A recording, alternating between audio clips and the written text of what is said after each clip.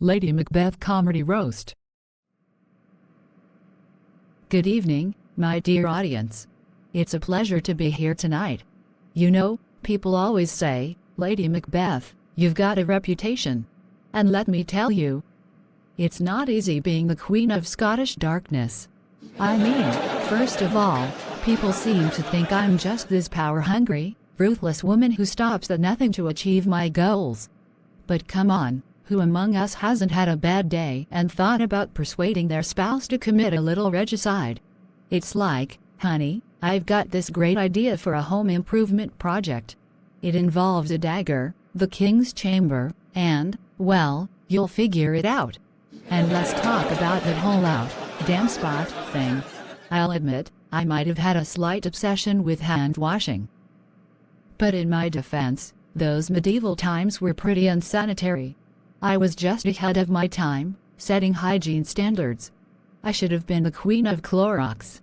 You know, being married to Macbeth had its challenges. He was a great guy until he started hearing prophecies from some weird witches. Suddenly, he's got this grand idea of becoming king. And I'm left thinking, here we go again, men and their midlife crises. I mean, seriously, Macbeth, couldn't you have just bought a sports carriage like everyone else? Now, that sleepwalking scene of mine, it's become quite the meme in the Shakespearean world, hasn't it? Wandering around in my nightgown, muttering about blood and murder, it's like I was auditioning for a role in a horror movie. But hey, we all have our moments of vulnerability. Even ruthless queens need a spa day sometimes. Lastly, let's not forget about my marriage advice. Sure, it's not your typical relationship wisdom, but it was the 11th century. We didn't have Dr. Phil back then. I was just ahead of the game, suggesting a little murder to spice up a marriage. Honey, let's kill a king together and reign as a power couple.